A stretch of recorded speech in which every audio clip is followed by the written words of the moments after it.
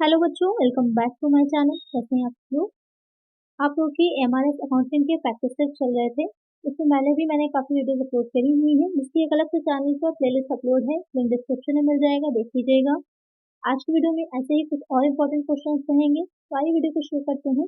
लेकिन शुरू करने से पहले जिन बच्चों ने सब्सक्राइब नहीं किया है, जल्दी से चैनल को सब्सक्राइब कर लीजिए। वीडियो अच्छी लगेगी लाइक जरूर कर दीजिएगा और फ्रेंड्स तक वीडियो को शेयर भी कर दीजिएगा। आइए शुरू करते हैं। फर्स्ट क्वेश्चन है, मूल्यह्रास को परिभाषित करें। Define depreciation. यहाँ पर आपको बताना है कि जो डिप्रिसिएशन होता है, ह्रास होता है, वो क्या रहता है या उसकी एक परिभाषा जो आपको ऑप्शन में मिलेगी, आपको बताना है कि कौन सा करेक्ट आंसर है। पहला पॉइंट दे रखा है, an increase in the value of an asset over time, resource diminishes over the long run because of utilization, assets that can quickly be turned into cash, possession of assets over liability। तो यहाँ पर जो कि पूछ रहा है कि ह्रास को क्या होता है, उसको परिभाषित करना है आपको। तो जो डिप्रिसिएशन होता है, जैसे जैसे हम एसेट्स को यूज करते जाते हैं, वैसे वैसे उनमें क्या होता है, कमी आती जाती है उनकी वैल्यू में, उनके मूल्य में।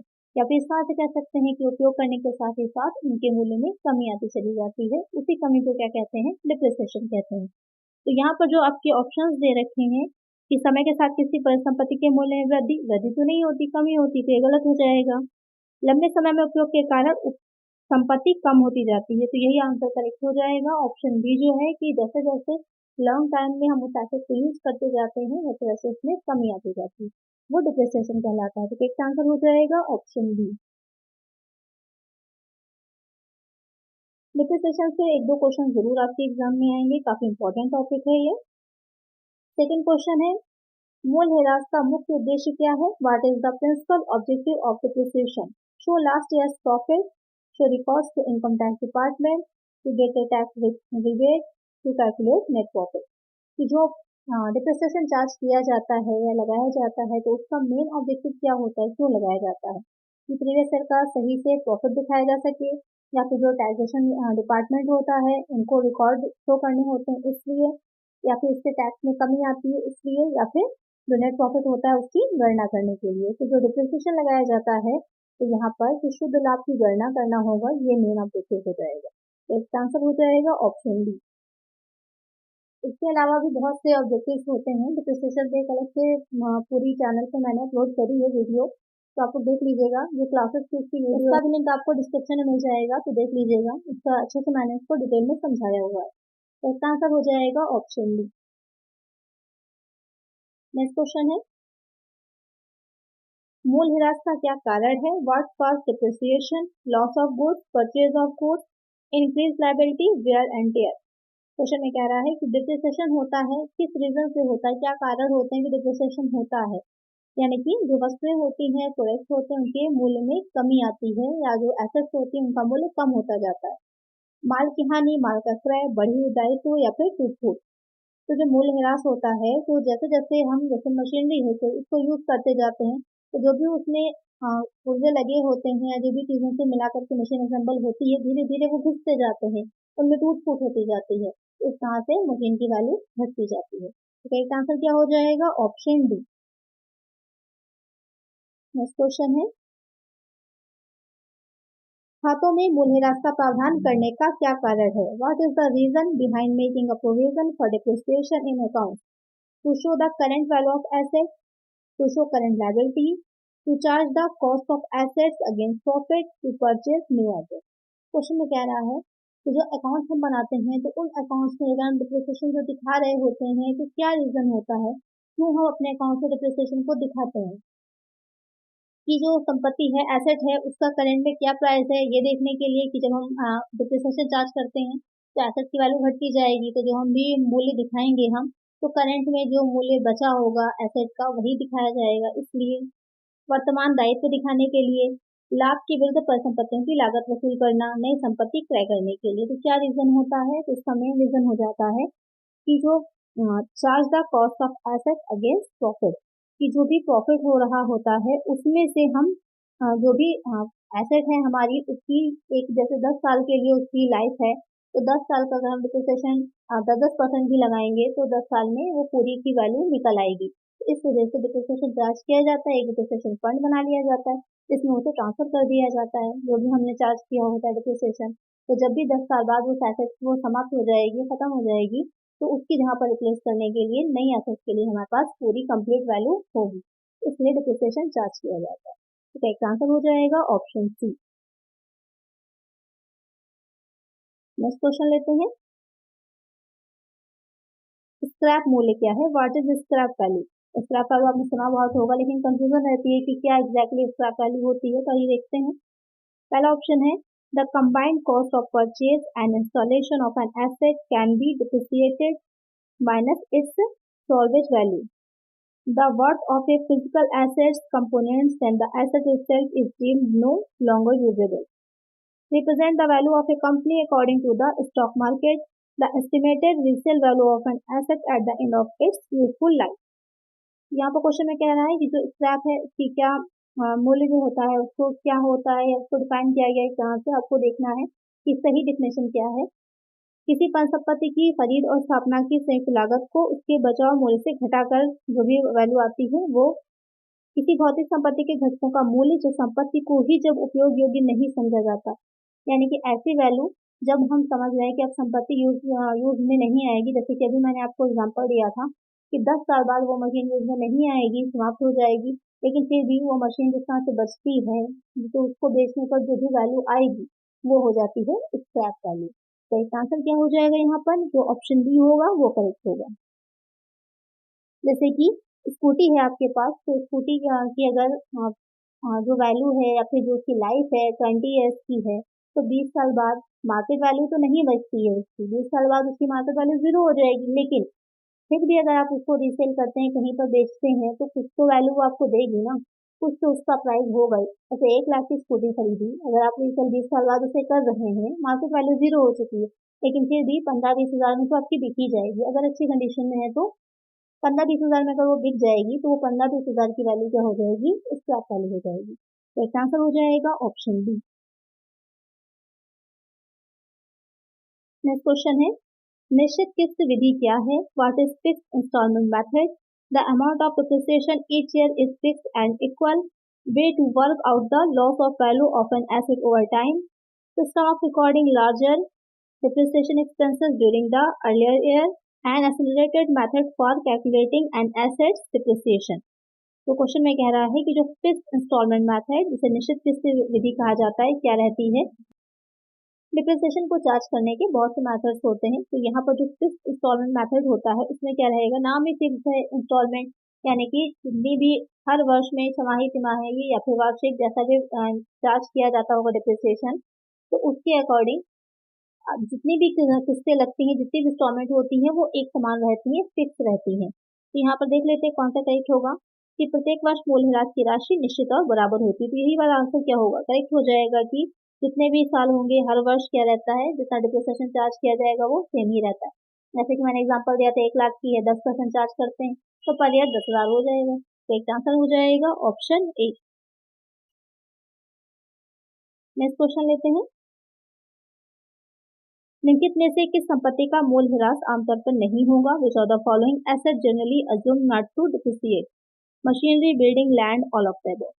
बहुत अच्छा क्वेश्चन है, एग्जाम में अक्सर ये पूछा जाता है और बहुत ही इजी भी है। ये क्वेश्चन पहले भी मैं आप लोगों को करा चुकी हूँ, तो इसमें जो भी क्वेश्चन प्रैक्टिस सेट में आ रहे हैं, बहुत से ऐसे क्वेश्चन है जो आप लोग कर चुके हैं, तो आपको रिकॉल भी हो जाएगा, प्रैक्टिस भी हो जाएगी, क्योंकि एग्जाम आप लोग के जो कि आने वाले ही हैं, तो वहाँ पर आप लोग की तैयारी पूरी होगी। तो काफी पोर्शन मैंने आप लोगों का जो कौन से रिलेटेड आना है या फिर जो टैक्सेशन है ये सब कंप्लीट करा दिया है, जिससे कि एग्जाम में आप लोग को प्रॉब्लम ना हो। जितना भी सब्जेक्ट कंसर्न आने हैं क्वेश्चन वो आसानी से आप लोग निकाल लेंगे। तो उसी की अब मैं प्रैक्टिस आप लोग को करा रही हूँ। तो यहाँ पर जो ये क्वेश्चन है, जो संपत्ति पर डिप्रिसिएशन नहीं चार्ज होता तो मशीनरी पर भी लगता है, भवन पर भी लगता है, लेकिन जो भूमि होती है, लैंड होती है, उस पर डिप्रिसिएशन नहीं लगता। जितनी भी आपके पास लैंड है वो उतनी ही रहेगी। हाँ, यहाँ पर ये चीज होती है कि उपजाऊ शक्ति जो होती है उनकी कम होती जाती है जैसे जैसे यूज करते हैं, लेकिन जो भूमि होती है उनका पूरा एरिया या फिर जितनी है वो तो आपके पास उतनी ही रहेगी, उसमें डिप्रिसिएशन नहीं लगता। एक आंसर हो जाएगा ऑप्शन सी। नेक्स्ट क्वेश्चन है मूलह्रास व्यय है, depreciation charges are cash expenses, financial expenses, non cash expenses, non operating expenses. जो डिप्रिसिएशन होता है वो किस तरह के चार्जेस होते हैं कि नगद व्यय है, वित्तीय व्यय है, गैर नगद व्यय या फिर गैर परिचालन व्यय है। तो डिप्रिसिएशन आपको पता ही है कहाँ पर हम लोग दिखाते हैं, तो प्रॉफिट एंड लॉस अकाउंट बनाते हैं तो वहां पर हम डिप्रिसिएशन दिखाते हैं। तो ये किस तरह का एक्सपेंस होता है, तो ये हो जाएगा गैर नगद व्यय यानी कि नॉन कैश एक्सपेंसेस होता है। तो इसका आंसर हो जाएगा ऑप्शन सी। नेक्स्ट क्वेश्चन है वे संपत्तियां जिन्हें कम अवधि यानी 1 वर्ष या उससे कम समय में आसानी से नकदी में परिवर्तित किया जा सकता है कहलाती हैं। The asset that can be easily converted into cash within a short period 1 year of less are known as current asset, fix asset, intangible asset, investment. Question कह रहा है कि ऐसे एसेट जिनको 1 वर्ष से कम के टाइम में ही आप आसानी से कैश में चेंज कर सकते हैं वो एसेट्स क्या कहलाती हैं। तो आपको मैंने 2 चीजें पढ़ाई थी जब हम पढ़ रहे थे ड्यूरेशन एनालिसिस है वहां पर, तो करंट एसेट और करंट लायबिलिटी। तो जो करंट एसेट्स होती हैं उनको आप फौरन ही या फिर 1 साल के अंदर जो कैश होती है उसमें कन्वर्ट कर सकते हैं। तो इसका आंसर क्या हो जाएगा, ऑप्शन ए चालू संपत्ति या फिर करंट एसेट। नेक्स्ट क्वेश्चन है वस्तुओं को बिक्री योग्य स्थिति में रखने का शुल्क लिया जाना चाहिए। The charges of placing commodities into a saleable condition should be charge to trading account, profit and loss account, balance sheet, none of that. यहाँ पर क्वेश्चन में कह रहा है कि उन जो भी प्रोडक्ट है या फिर गुड्स हमने बनाए हैं उनको सेल करने के लिए कि वो सेल किए जा सके ऐसी स्थिति में रखने का जो शुल्क आता है, जो चार्जेस आते हैं, उसको हम कहाँ पर दिखाते हैं, व्यापारिक खाते में, लाभानी खाते में या फिर आर्थिक चिट्ठे में या फिर इनमें से कोई नहीं। तो कहाँ पर दिखाएंगे उसको हम, ये आपके क्या हो जाते हैं इनडायरेक्ट एक्सपेंसेस है ना। सीधा समझा करिए कि जितनी भी चीजें डायरेक्ट एक्सपेंसेस होती हैं वो सब जाती हैं आपकी जो ट्रेडिंग अकाउंट हम बना रहे होते हैं, और जितनी भी चीजें ऐसी हैं जो कि इनडायरेक्ट होती हैं, इनडायरेक्ट एक्सपेंसेस होती हैं, वो सब कहाँ जाएंगी, इनडायरेक्ट एक्सपेंस है, इनडायरेक्ट इनकम है, कहाँ जाती है, जाएगी आपकी प्रॉफिट एंड लॉस अकाउंट में। यहाँ पर बिक्री होगी बेचने के लिए है तो किसमें, सेलिंग एंड डिस्ट्रीब्यूशन में चला जाएगा, तो वहां पर जाएगी एक्सपेंसेस। तो कहाँ पर जाएंगे, इनडायरेक्ट है, इनडायरेक्ट है तो किसमें आएंगे, प्रॉफिट एंड लॉस अकाउंट में आएंगे। सिंपल सा कॉन्सेप्ट बस दिमाग में रखिएगा कि direct expenses trading account, indirect expenses profit and loss account. एक आंसर हो जाएगा ऑप्शन बी।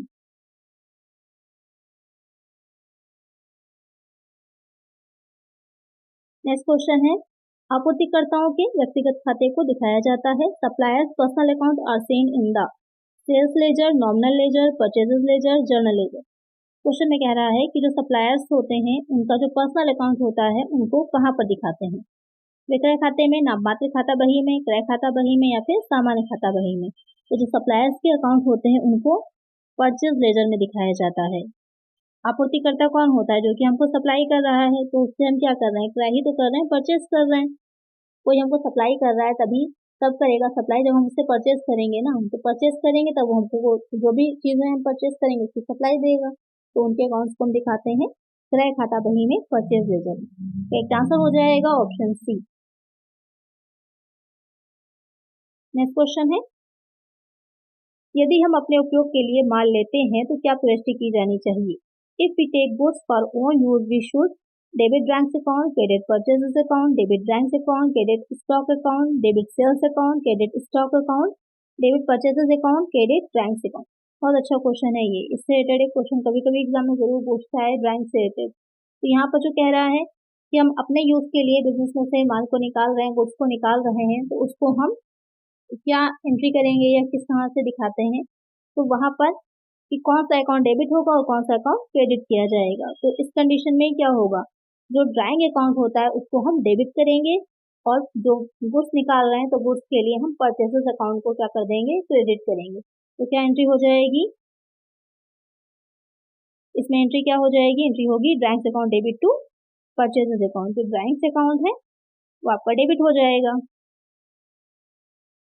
और क्रेडिट में आ जाएगा जो परचेजेस अकाउंट है वो आपका क्रेडिट हो जाएगा। बहुत सिंपल सी एंट्री है, इसको ध्यान में रखिएगा, एग्जाम में अक्सर पूछता है। अच्छा मुझे आप लोग ये कमेंट करके बताइए कि अगर यहाँ पर माल नहीं निकाल रहे होते, गुड्स को ना निकाल रहे होते, बल्कि हम क्या निकाल रहे होते, कैश निकाल रहे होते, तब क्या एंट्री की जाती, कौन सा अकाउंट होता जो कि क्रेडिट होता। तो आप लोग मुझे इसका आंसर कमेंट करिएगा कि कौन सा अकाउंट को क्रेडिट किया जाता है। ये पहले मैं करवा चुकी हूँ आप लोग को क्लासेस में इस क्वेश्चन को, तो मुझे इसका आंसर कमेंट करिए। ये यहाँ पर गुड्स ना निकाल करके अगर कैश निकाली जा रही होती तो इसको हम किस तरह से दिखाते, या क्या एंट्री होती, या फिर कौन सा अकाउंट क्रेडिट किया जाता। यहाँ पर करेक्ट आंसर क्या हो जाएगा, ऑप्शन ए। नेक्स्ट क्वेश्चन है,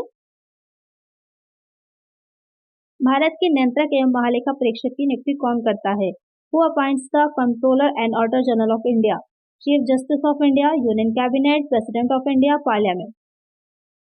जो भारत का कंट्रोलर एंड ऑडिटर जनरल है, जो कैग है, जो ऑडिटिंग की बात आती है तो वहां पर ये चीज बहुत इंपॉर्टेंट हो जाती है, तो क्वेश्चन यहाँ से भी बन सकता है, इसलिए मैंने इसको शामिल किया है कि अगर अगर क्वेश्चन आपसे पूछ लेता है तो कहीं पर आपको कोई डाउट नहीं रहेगा और आसानी से आंसर कर लेंगे। तो जो भारत का नियंत्रक एवं महालेखा परीक्षक होता है उसको कौन नियुक्त करता है? तो भारत के न्यायाधीश, मुख्य न्यायाधीश जो होते हैं, केंद्रीय मंत्रिमंडल या भारत के राष्ट्रपति या फिर संसद। कौन करता है? जो इंडियन प्रेसिडेंट होता है, जो प्रेसिडेंट ऑफ इंडिया है, वो नियुक्त करता है controller and auditor general of India. इसको शॉर्ट में कैग भी लिखा रहता है, तो कंफ्यूज नहीं होइएगा। अगर सिर्फ कैग लिखा आएगा तो भी इसका मतलब controller and auditor general of India ही होगा। इसकी फुल फॉर्म भी ध्यान में रखिएगा, पूछ सकता है। करेक्ट आंसर हो जाएगा ऑप्शन सी। नेक्स्ट क्वेश्चन है, in which year was the controller and auditor general duties powers and conditions of service act pass? नियंत्रक एवं महालेखा परीक्षक कर्तव्य शक्तियां और सेवा की शर्तें अधिनियम किस वर्ष पारित किया गया था? 1976, 1973, 1971, 1978।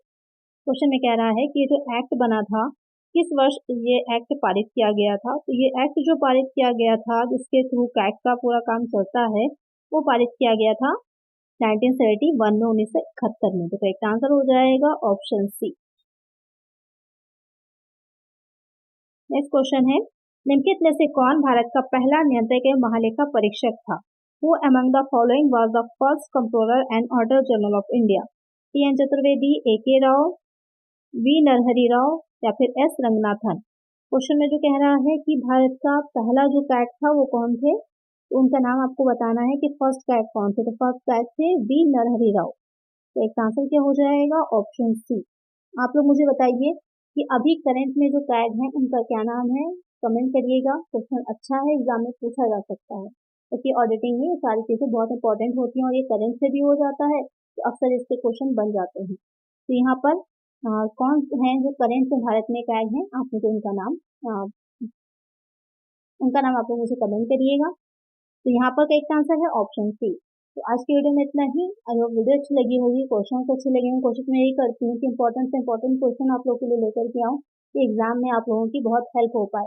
क्वेश्चन ज्यादा नंबर से आप क्वेश्चन बढ़ा देने से कोई फायदा नहीं है। कम पढ़िए, लेकिन ऐसा पढ़िए जो आपके एग्जाम में ज्यादा हेल्पफुल हो। यहाँ पर ऐसे बहुत से क्वेश्चन मैं डाल दूँ जो इंपॉर्टेंट नहीं है या बहुत ईजी है, आपको आ जाएंगे, तो नंबर ऑफ क्वेश्चन तो बहुत हो जाएंगे, लेकिन वो आपके लिए हेल्पफुल नहीं होंगे। इसलिए इतना पढ़िए जो आप लोग के लिए अच्छा भी है और ज्यादा इंपॉर्टेंट है। तो आज की वीडियो में इतना ही। अगर वीडियो अच्छी लगी लाइक कर दीजिएगा, चैनल को नया सब्सक्राइब कर लीजिएगा, अपने साथ वीडियो को शेयर कर दीजिएगा। मिलते हैं नेक्स्ट वीडियो में। Thank you.